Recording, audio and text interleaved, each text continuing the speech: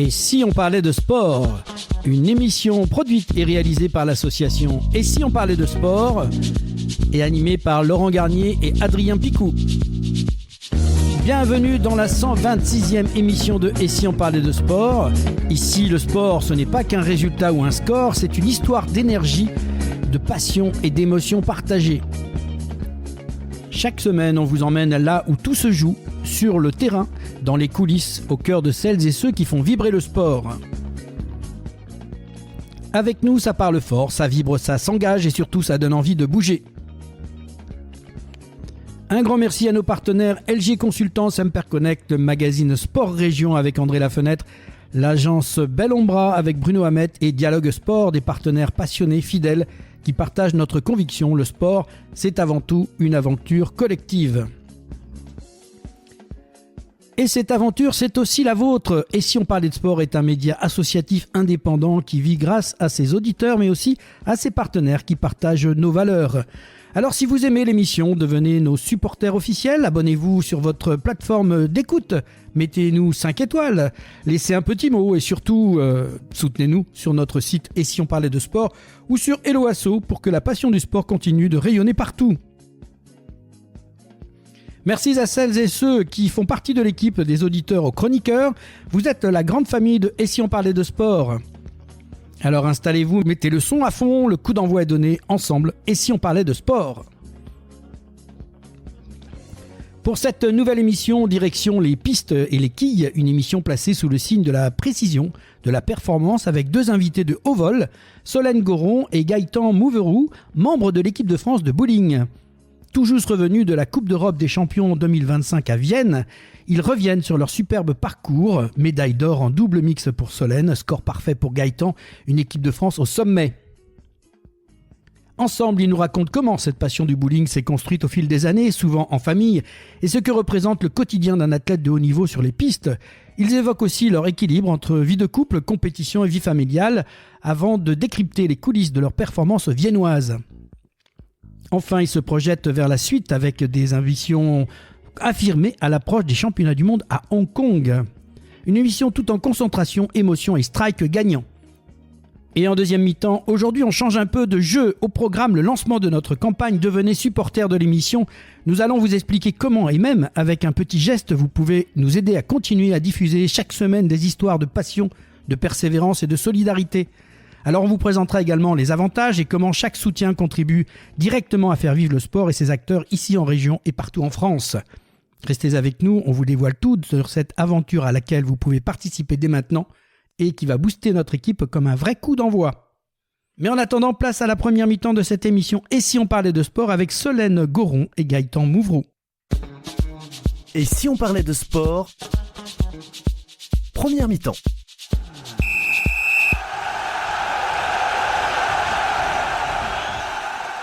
Retour sur le plateau de Et si on parlait de sport, aujourd'hui direction les pistes, les quilles et les strikes avec deux invités d'exception.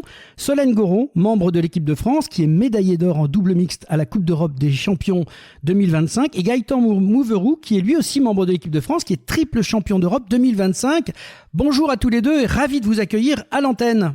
Bonjour Laurent. Bonjour. On va démarrer par les dames. Solène, tu es une figure du bowling français, 20 titres de championne de France, un palmarès impressionnant, et puis cette médaille d'or en double mixte à Vienne vient s'ajouter à la collection. Comment tu te sens après ces quelques jours, après ce nouveau titre? Eh bien, je suis déjà nostalgique, j'ai déjà envie de revivre ce moment, parce que c'était un super moment vécu avec plein d'émotions. Et voilà, c'était ma première Marseillaise, en tout cas sur un podium européen hors corporatif. Donc voilà, c'était magnifique et je suis très, très fière d'avoir représenté la France. Et tu l'as chanté sur le podium à vive voix, cette Marseillaise. Tout à fait, oui, et avec beaucoup de larmes. un petit air de Jeux Olympiques. Gaëtan, de ton côté, 10 titres de champion de France. Bon, madame en a 20, mais bon, quand même, il faut les faire. Et tu termines 5e chez les hommes lors de la dernière Coupe d'Europe après un parcours exceptionnel. Comment toi, tu as vécu cette Coupe d'Europe, Gaëtan? Cette Coupe d'Europe, c'était une mise en place pour préparer les championnats du monde. Je pense qu'on va y revenir après. et avec un objectif de faire médaille sur la continuité de ce qu'on avait fait au dernier championnat d'Europe. Donc petite correction, c'est 3 fois vice-champion d'Europe, pas 3 fois champion d'Europe. J'aurais bien aimé. Oh, je te la donne. Allez, c'était dans l'engouement. Voilà, je voulais pas te laisser en reste avec madame. Ça fait partie des choses. Non, ouais, c'est quand même satisfaisant parce que j'étais pas au top, je trouvais, techniquement et niveau boulistique. Donc c'est quand même une bonne performance, mais je trouvais si proche de la médaille, c'est un peu frustrant quand même sur le coup. Allez, ça sera pour la prochaine. On va parler un peu d'avenir. Enfin, avant de parler d'avenir, on va revenir sur vos débuts. J'aimerais un petit peu vous entendre. Qu'est-ce qui vous a amené tous les deux à pratiquer finalement le bowling au lieu de faire, il y a plein d'autres sports, mais vous, c'est le bowling. Et en plus de ça, c'est en famille. On va commencer par toi, Solène. Comment tu es venue dans cette histoire du bowling ? Alors oui, en effet, de mon côté, c'est une histoire familiale. Donc en fait, c'est mon papa qui a commencé le bowling avec ses copains quand il était jeune, un peu comme tout le monde, hein, le samedi soir avec sa bande de potes. Et puis il y allait assez régulièrement. Et puis il a un peu sympathisé avec le personnel. Il lui a du coup gentiment expliqué que c'était un sport, qu'il y avait des compétitions, la possibilité de prendre une licence. Donc avec ses copains, ils ont commencé à s'inscrire. Donc lui, il a continué, puis il a rencontré après ma mère qui s'y est mise aussi, et j'ai aussi ma grande sœur avec qui on partage cette passion et qui a rejoint l'équipe de France cette année. Donc voilà, c'est une ambiance familiale qu'on partage tous ensemble. Et donc t'as pas pu faire autrement, t'as trouvé quelqu'un, Gaëtan qui va nous en parler. Toi aussi, tu fais du bowling, mais ça a fait depuis très longtemps aussi. Oui, moi j'ai commencé très très jeune, donc j'ai commencé j'avais 7 ans, donc ça fait plus de 20 ans que je joue, et c'est vraiment par hasard. Ma mère en avait marre que je fasse rien le mercredi après-midi, que je fasse aucun sport, et on s'est arrêté au bowling par hasard. On a demandé si c'était un sport, si on pouvait jouer pour les enfants et tout, et la personne de l'accueil a dit que c'était possible. Donc j'y suis revenu, et après ça j'ai pas raté un entraînement jusqu'à temps que j'intègre le Pôle France à 13 ans. Donc ta mère t'a dit va acheter les boules, comme ça je serai tranquille, c'est un petit peu ça, c'est comme ça. Exactement. Et en plus ma mère elle était contente, comme ça elle était en intérieur, donc l'hiver elle était toujours couverte. Alors tous les deux, vous êtes des sportifs quand même qu'on considère comme haut niveau. Une journée type en équipe de France. Solène, à quoi ressemble une journée type pour une joueuse de l'équipe de France ? On imagine que c'est bien plus que d'aller faire quelques parties de bowling, comme tu disais tout à l'heure, tranquillement le soir. Oui, tout à fait. Alors, faut déjà savoir qu'on travaille quand même à côté. Hein. C'est pas malheureusement notre métier. Donc, on a déjà une journée de travail dans les jambes, si je puis dire. Et puis, à la fin de cette journée, en effet, voilà, c'est tous les jours, c'est soit le bowling, soit la salle de sport. Donc, on s'entraîne en moyenne 2 à 3 heures par séance, sur le bowling en tout cas uniquement. On travaille en effet les ajustements tactiques, techniques. On travaille avec le matériel aussi. À cela aussi s'ajoute du coup, on a une préparation physique. Pour moi, du coup, vu qu'on a une fille, c'est un petit peu compliqué. Donc, c'est entre midi et 2, entre le travail, voilà, pendant ma pause déjeuner. Et aussi, on travaille aussi l'aspect mental. Donc, pour ça, on a le coach de l'équipe de France, Cédric Vette, qui nous aide. Et j'ai aussi un hypnothérapeute avec qui je travaille sur Reims. Et toi, Gaëtan, alors, comment tu t'organises ? C'est à peu près la même chose, hein. C'est une journée de travail. Alors moi, c'est différent parce que je suis sur la route 3 jours par semaine pour mon boulot, parce que je suis commercial. Donc, j'essaye de m'entraîner à chaque fois que je suis sur la route, tous les jours, dans les bowling où je passe, comme je peux. Donc, c'est un entraînement par jour. Et en moyenne, on va parler plus en nombre de lancers. Je vais faire 120 lancers par entraînement. Et après, donc mardi, mercredi, jeudi. Et après, samedi, dimanche, souvent, c'est des compétitions. Donc, et après, il faut rajouter une journée de prépa physique en plus, donc c'est des journées assez chargées, quoi. Alors, une petite question comme ça qui me vient, comment ils perçoivent ça, vos différents responsables dans vos différentes entreprises ? Ils vous soutiennent ou c'est un petit passe-temps pour eux ? Alors moi, oui, j'ai beaucoup de soutien à mon entreprise, donc je travaille dans une société d'assurance, hein, donc rien à voir. Mais je sais qu'ils sont très fiers et ils me suivent aussi bien sur les réseaux sociaux que lorsque je reviens de compétition, voilà, et j'ai toujours un petit mot sympa, donc ça fait plaisir de se sentir soutenu. Et Gaëtan, pareil pour ma part, moi je travaille dans une société qui revend du matériel pour les bowling. Donc je suis vraiment dans le bowling à fond. D'accord. Donc eux, ils sont à fond aussi. Là, cette année, en plus, ils m'ont autorisé à avoir le contrat d'insertion professionnelle. Donc c'est un contrat pour les sportifs de haut niveau qui est en partenariat avec l'État, la fédération et l'entreprise, qui me permet d'avoir plus de jours pour pouvoir faire tous les championnats, parce que j'ai 3 championnats cette année. Donc j'ai eu championnat d'Europe en juin, Coupe d'Europe en octobre et championnat du monde qui arrive. Donc avec 5 semaines de congé par an, c'est pas assez. Donc j'ai la chance que mon entreprise soit à fond et soit assez flexible sur mes compétitions, sur mon emploi du temps pour que je puisse me préparer à 100%. Vous êtes en même temps un couple tous les deux, puisque mes compétiteurs, vous avez une petite fille. Et comment ça s'organise finalement cette vie familiale dans ce contexte? Parce que c'est compliqué, mais on a vu aux images elle a l'air de suivre déjà, quoi. Elle regarde comment vous jouez. Oui, eh bien, merci papy et merci mamie. Clairement, faut compter, c'est important les papis mamies, faut le dire. C'est ça. Oui, non, c'est assez compliqué. On s'organise, des fois on l'emmène à l'entraînement avec nous. Du coup, lorsque l'un s'entraîne, l'autre s'occupe d'elle et puis après on échange. Et puis pour les compétitions, comme on a pu vivre là à la Coupe d'Europe, papy et mamie sont venus avec nous et ont pu s'occuper d'elle pendant les temps de jeu. Et voilà, on a relayé une fois que c'était terminé. Donc voilà. Bon, c'est sympa quand même, comme ça, en même temps, ça permet à papy et mamie de voyager, ça leur fait bien sûr, oui, ils voyagent, ils sont aussi passionnés, donc du coup, ils vivent aussi la compétition à fond avec nous. Bon, on note que la petite, déjà, elle a regardé comment tu joues et je pense que tu vas avoir dans quelques années une jeune fille qui va vouloir te bousculer, qui va vouloir bousculer maman, j'imagine. Je lui souhaite, hein. Je l'attends, ça. Bon, il y a un petit peu de temps devant toi. Retour sur la Coupe d'Europe 2025 à Vienne. On revient sur cette Coupe d'Europe. Solène, avec Maxime Dubois, tu décroches l'or en double mix. Raconte-nous un peu cette finale. Alors oui, super fière de cette médaille. En fait, c'était 8 parties, donc avec une médaille directe au bout. On a dominé de la première à la dernière partie, mais bon, on a eu beaucoup d'avance sur le début et plus les parties passaient et plus l'avance se réduisait. Mais on a fait une superbe dernière partie qui nous a permis de bien confirmer notre première position et ça a été beaucoup d'émotions, beaucoup d'intensité et c'était super à vivre et beaucoup de joie. Alors, dis-nous un petit peu combien ça dure en temps, parce que un match de foot, ça dure 1h30, on sait. Toi, tu me dis 8 parties, pour que le grand public se rende compte, combien de temps tu restes dans ces parties? C'est environ 3h30, 4h de temps de jeu. Ouais, donc c'est intensif quand même, on s'en rend pas forcément compte. Le poids d'une boule de bowling, c'est quoi à peu près? C'est environ entre 6 et 7 kilos. Donc ça veut dire que pendant 3h30, vous lancez des boules qui ont ce poids-là. Combien de boules à peu près vous lancez? Une partie en moyenne, on va faire, si ça se passe mal, une vingtaine de lancers. Si ça se passe bien, une quinzaine. Donc à chaque série, on les compte en tonnes. C'est plusieurs tonnes qu'on envoie par compétition. Donc c'est assez lourd. Hein. Voilà, c'est ça, Gaëtan, que je voulais insister pour qu'on se rende compte, parce que je reprends la phrase tout à l'heure que disait Solène, c'est pas comme les jeunes qui vont jouer au bowling le soir, il y a un vrai travail, j'imagine, de musculation, d'entraînement. Comment ça se passe à ce niveau-là? Vous faites vraiment du physique, du spécial? En fait, on n'a pas le temps, je pense, de faire vraiment du spécifique. On fait plus de l'entretien pour rester en forme. L'avantage qu'on a, c'est qu'on a un sport d'endurance quand même. Donc on doit être très tonique et tenir sur la longueur. On a un sport quand même complet où on a une grande partie physique, une grande partie mentale, mais il y a aussi la partie technique et l'aspect où on doit comprendre ce que fait la boule sur la piste. Donc ce qui fait qu'on est un sport assez complet. Donc c'est une catégorie qu'on travaille, mais pas spécifiquement, quoi. C'est plus endurance, gainage, et après c'est chacun à son bon vouloir bosser ses points faibles.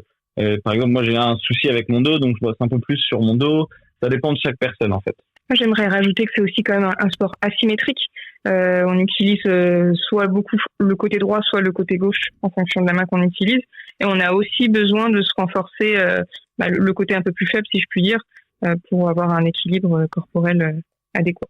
Pour qu'on se rende compte, Solène, des pays que vous avez rencontrés, tu peux me citer un peu quelques pays qui étaient là et quelles sont les nations qui dominent un petit peu le bowling au niveau international? Oui, on a les Suédois qui sont notre bête noire depuis toujours. Il y a également les Finlandais, les Allemands, la Tchèque, la République tchèque cette année qui a été aussi très très fort. C'est à peu près tous ces pays-là, du moins en Europe. C'est les Suédois et les Tchèques que vous avez battus en finale. Voilà, tout à fait. Ils sont juste derrière nous sur le podium, oui. Donc voilà, pour une fois, votre bête noire, c'est vous qui avez été contre les Suédois. Gaëtan, toi aussi, tu as joué dans cette compétition, dans une autre catégorie. Comment ça s'est passé pour toi? Moi, comme on a dit un peu plus tôt, j'ai fini 5e. Il y a eu des hauts, des bas, donc ça reste quand même une bonne performance. J'ai eu la chance de faire oui et non, mais j'ai pu faire un score parfait en plus pendant le championnat, donc c'était assez cool de pouvoir faire ça J'étais un peu dans la zone à ce moment-là et tout fonctionnait, donc c'était un moment assez spécial. Et même la série était assez impressionnante aussi parce que je fais 250 de moyenne sur cette série-là. Malheureusement, j'ai pas réussi à répéter ça les autres jours. Mais ouais, c'est positif. C'est une bonne compétition pour me remettre des choses à travailler en rentrant maintenant parce que j'ai 3 semaines pour préparer le championnat du monde. Donc c'est plein de choses que je ramène pour pouvoir bosser et aller au championnat du monde. Oui, on rappelle que tu as aussi été pendant un certain temps au Pôle France. J'ai été au Pôle France, ouais, donc en sport-études pendant 9 ans. Donc je suis rentré en 3e, j'ai fait jusqu'à mon bac et après je suis resté 2 ans en tant qu'externe. Donc c'était des semaines assez longues. On avait 3 heures de cours par semaine et 3 heures de cours par jour, pardon, et 4 heures, presque 4 heures d'entraînement par semaine entre bowling et physique. Donc, par jour aussi, pardon. Donc on peut dire que tu as le bowling dans le sang, quoi. Ouais, depuis tout petit, oui. Tu dis, il y a un truc qui m'échappe, mais simplement pour le grand public. On a vu, tu l'as fait, un score parfait de 300. Pour qu'on soit bien clair, 300, ça veut dire quoi? Tu as fait que des strikes? Quel est effectivement, c'est ça? Oui, exactement. C'est que des strikes. C'est 12 strikes consécutifs sur une partie. Extraordinaire. Ça a dû être un grand moment fort aussi, là. C'était un moment fort parce qu'on a j'ai beaucoup pensé à un petit garçon qui était dans le coma récemment et donc c'était un moment assez fort en émotion, assez riche en émotion à ce moment-là et j'ai eu la chance de faire ce 300 pour pouvoir lui dédicacer, donc c'est un moment cool. Eh ben, tu vois, on va doubler ta dédicace puisque ça sera à l'antenne et que tout le monde pourra en entendre parler. On va aller maintenant sur l'avenir de ce bowling français, dont on parle peut-être pas assez souvent, donc j'en profite pour vous donner la parole. Actuellement, le bowling français vit une belle période, 8 médailles au dernier championnat d'Europe et encore 2 à Vienne. Vous sentez qu'il y a une dynamique nouvelle pour ce sport? Oui, clairement. Là, on est sur une bonne génération, il y a une très bonne dynamique. Il y a aussi beaucoup de travail derrière tout ça, donc on espère que ça va continuer dans 3 semaines, mais voilà, il y a une très bonne dynamique pourvu que ça dure. Et moi je vais rajouter, c'est une génération qui travaille ensemble et qui est sur les pistes ensemble depuis presque plus de 10 ans. Nous on est 3 en équipe de France adultes qui ont commencé nos premiers championnats à 20 ans chez les adultes et on se suit donc depuis maintenant 8 ans et on reste à un socle solide. Et à chaque fois, on intègre des joueurs avec nous et qui restent 2, 3, 4 ans. Ce qui fait que, y a un groupe fort qui commence à naître et il y a une dynamique qui est vers le haut et qui est vachement positive, quoi. De cette positivité-là, on va se projeter dans le futur. Prochain grand rendez-vous, les championnats du monde à Hong Kong fin novembre. Qu'est-ce que vous attendez tous les deux de cette échéance? Est-ce que vous y allez d'abord tous les deux? Comment ça va se passer? Alors pour ma part, je n'y participerai pas. Il n'y aura pas d'équipe féminine cette année, malheureusement. Mais il y aura une équipe du coup masculine, oui, composée de 6 garçons, dont Gaëtan et Maxime, qui étaient présents sur la Coupe d'Europe. Oui, donc on va partir là dans 20 jours exactement. Et on y va pour essayer de ramener une médaille. Déjà, ce serait une première depuis quelques années, sachant qu'on est passé pas loin il y a 10 ans de ça en équipe. Donc le but c'est de ramener des médailles dans n'importe quel event parce qu'on joue simple, double, triple et équipe de 5. Il faut ramener des médailles, c'est le mot d'ordre. Faut trouver une solution pour ramener des médailles. Et si on les ramène pas, on trouvera une solution, on les ramènera quand même. Et vous avez des partenaires qui vous suivent dans justement pour aller au championnat du monde, ça demande un certain nombre de moyens. Comment c'est organisé ça au niveau de la Fédé ou de votre organisation? Alors, la fédération prend tout en charge. La fédération est aidée principalement par QLIKMS sur les équipes de France. Après, nous, on a nos partenaires clubs qui nous permettent de jouer toute l'année les compétitions qui sont demandées par la fédération. Donc, en fait, c'est une alchimie de beaucoup de partenaires pour nous aider. Et en plus, on a un partenaire maillot qui est Vice, qui nous aide aussi. Équipementier, oui. Un équipementier. Et qui vous suit tout au long de l'année aux autres équipes de France. Exactement. Et à titre plus personnel, dans vos clubs, vous êtes toutes les deux dans le même club. Comment vous organisez les compétitions à l'année? Alors nous, on n'est pas dans le même club et nous, on a le club qui nous aide aussi financièrement pour nos déplacements et les compétitions fédérales, tout ce qui est championnat de France, aussi bien des clubs que individuels. Et pour ma part, donc moi je suis à Wittelsheim dans le club, Solène à Rambouillet dans le sud-ouest de Paris. Et pareil, en fait, mon club m'aide beaucoup plus. J'ai la chance d'avoir un patron qui est à fond avec le club et en plus avec moi parce que c'est une représentation pour eux aussi. Donc j'ai cette chance-là que ça me coûte pas grand-chose de jouer au bowling parce qu'il faut savoir que quand on part faire un tournoi européen, c'est dans les 1 000 € à chaque fois. Donc pour gagner de l'argent, faut finir top 8. Donc c'est pas facile. D'accord. Alors, petite question taquine, est-ce que vous avez travaillé ensemble? Est-ce que vous jouez ensemble sur des compétitions ou vous préférez pas? On joue, on a tous les ans, on fait un tournoi mixte ensemble. Et l'année dernière, la saison dernière, on a fait la Coupe d'Europe Corpo. Donc c'est les championnats d'Europe des entreprises en double mixte, et on a été champion d'Europe en double mixte. Ah ben voilà. Les deux. Donc on joue quand même ensemble, on s'entraîne ensemble, donc des fois c'est un peu la guerre à l'entraînement. C'est pas facile. C'était la petite question taquine, bien évidemment. Je la posais dans ce sens-là, savoir si on arrivait à jouer et que ça s'arrachait pas un peu les cheveux entre l'un et l'autre. Mais bon, a priori, si on est champion d'Europe, c'est que quand même vous y avez mis tous les deux de la bonne volonté. Non, ouais, on arrive assez facilement à jouer ensemble, on se connaît très bien aussi.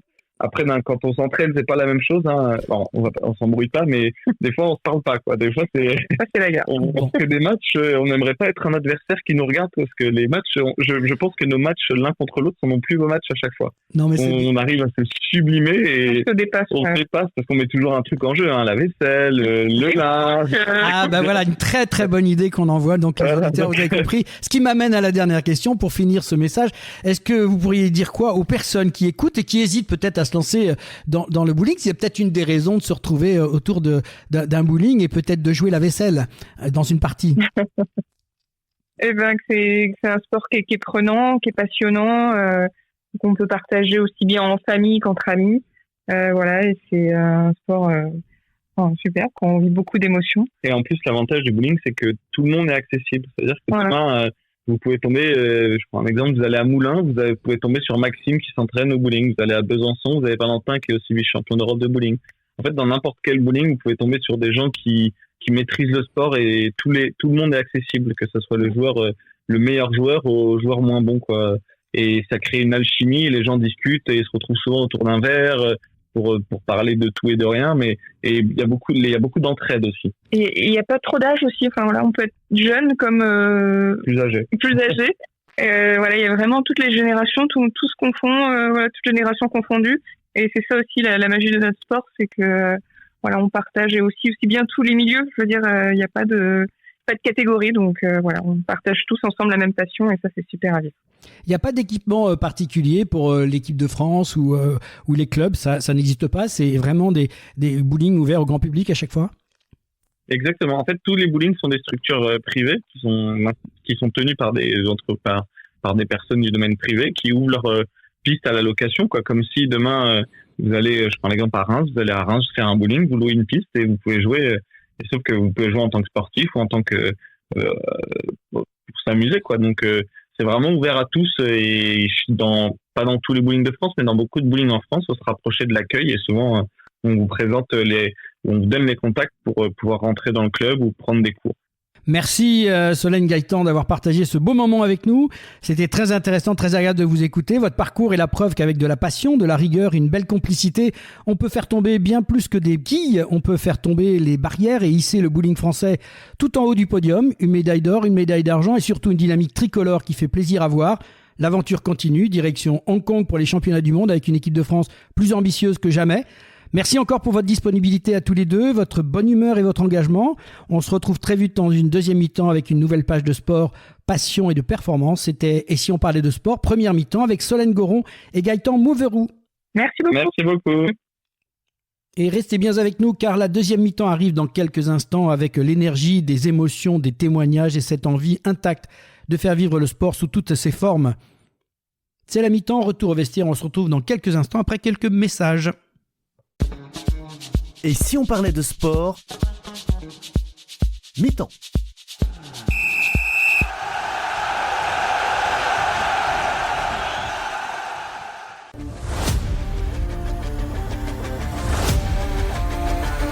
Le sport, c'est bien plus qu'un jeu. C'est une passion qui se vit sur le terrain et dans les tribunes. Encourager son équipe, vibrer ensemble, c'est ça l'esprit du sport. Mais insulter l'adversaire, contester un arbitre, faire preuve de violence, non, ça ce n'est pas du sport. Que ce soit sur le terrain ou en tribune, le respect est la règle d'or. Le vrai champion, c'est celui qui respecte ses coéquipiers, ses adversaires, les arbitres et son sport. Respectez mon sport, parce qu'avec du respect, le sport est plus fort.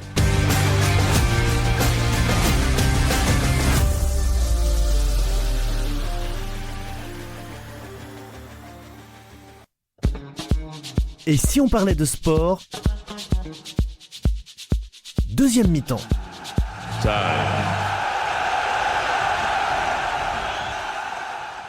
Et c'est reparti pour la deuxième mi-temps, l'émission qui donne la parole à tous ceux qui font vibrer le sport au quotidien, sur le terrain, dans les clubs, dans les coulisses et aussi jusque dans nos cœurs. Chaque semaine, on partage ensemble des histoires de passion, de persévérance, de solidarité. Et si nous sommes encore là aujourd'hui, c'est bien grâce à vous. Alors pour une deuxième mi-temps, on remet le maillot, on garde le même esprit d'équipe et on joue collectif. Au programme de l'énergie, des émotions, des témoignages et cette envie intacte de faire vivre le sport sous toutes ses formes. C'est bien ça qui nous anime. Alors installez-vous confortablement, ajustez le volume. Le coup d'envoi de la deuxième mi-temps dès Si on parlait sport, c'est maintenant. Et si on parlait de sport, bien sûr. Depuis plus de 2 ans, chaque semaine, notre émission met à l'honneur celles et ceux qui font vibrer le sport au quotidien, des dirigeants, bénévoles, athlètes, éducateurs, passionnés. En 125 émissions, plus de 500 invités issus de 240 disciplines et événements différents sont venus partager leur histoire, leurs valeurs, leurs émotions, leur passion du sport. Nous avons parlé de rugby avec la Coupe du Monde en France, du Tour de France cycliste bien sûr, du football avec les Coupes d'Europe, des Jeux Olympiques Paralympiques de Paris 2024, de voile avec le Vendée Globe, de sport mécanique avec les Grands Prix de Formule 1, de moto, Grand Prix du Paris-Dakar aussi, mais aussi de la pelote basque, de la pêche sportive, du ball-trap, du twirling bâton, de gymnastique, judo, boxe, basket, hand-volley, hockey sur glace et sur gazon, de sport santé, de handisport, de sport féminin et bien d'autres disciplines ou sujets qu'il est difficile de les citer tous. Mais vous étiez plus de 240 disciplines ou événements à nous rejoindre et à venir partager l'antenne avec nous et le plateau. Ce fut un grand plaisir et de très beaux moments vécus ensemble. Toujours avec le même ADN, des récits humains, authentiques, inspirants, de belles histoires vibrantes et touchantes, diffusées sur toutes les plateformes de podcast et sur les réseaux sociaux. Mais cette belle aventure, c'est aussi la vôtre. Alors, et si on parlait de sport, c'est un média associatif indépendant qui est porté par l'énergie de ses auditeurs et le soutien de ses partenaires. Aujourd'hui, pour nous permettre de continuer à donner la parole à tous les acteurs du sport, nous lançons cette campagne. Devenez supporters de l'émission Et si on parlait de sport? Et oui, comme une équipe de foot, on a aussi besoin de supporters pour pouvoir continuer ce travail, de vous donner la parole. Votre soutien, même symbolique, nous aide à contribuer à produire, diffuser, promouvoir des contenus 100% dédiés au sport dans la région et partout en France. Chaque don donne au droit, bien sûr, à une petite réduction d'impôts.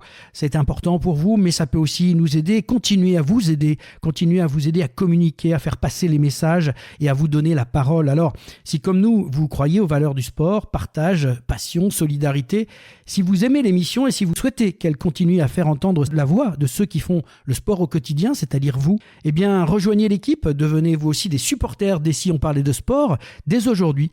Soutenez-nous sur notre site Et si on parlait de sport ou alors sur LOSO. Merci en tout cas pour votre engagement, votre fidélité, votre énergie. Pour nous, ce fut un plaisir de travailler avec vous, de vous accompagner, de vous soutenir, de vous donner tout simplement cette parole sur cette émission qui dure 1 heure à chaque fois tous les mercredis à 18h. Vous pouvez nous retrouver sur tous les supports, bien sûr, podcast et sur notre site internet et sur la chaîne YouTube. L'occasion de vous faire connaître, de faire passer des messages et de vous en servir aussi pour votre communication. Ensemble, faisons vivre le sport à la radio, en podcast et partout où bat le cœur des passionnés. À très bientôt pour une nouvelle émission et d'ici là, restons connectés. Surtout, continuons à parler de sport. Et si on parlait de sport?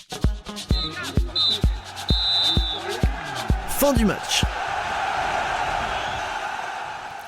C'est la fin du match de cette 126e émission de Et si on parlait de sport. Un grand merci à nos invités, Solène Goron et Gaëtan Mouverou. Merci pour vos voix, vos parcours, vos témoignages et vos passions.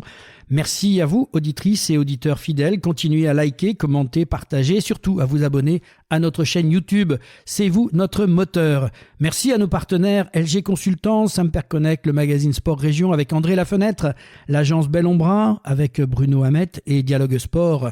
Vous aimez Et si on parlait de sport? Passez de l'autre côté du micro, devenez vous aussi membre ou supporter de cette association parce que Et si on parlait de sport, ce n'est pas qu'une émission, c'est une communauté de passionnés qui fait vibrer le sport sous toutes ses formes.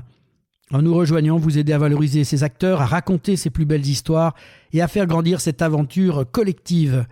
On se retrouve bien sûr très bientôt pour un nouveau numéro d'Et si on parlait de sport, votre rendez-vous où la passion du sport se conjugue toujours avec humanité. À très vite et d'ici là, continuer à vivre le sport autrement.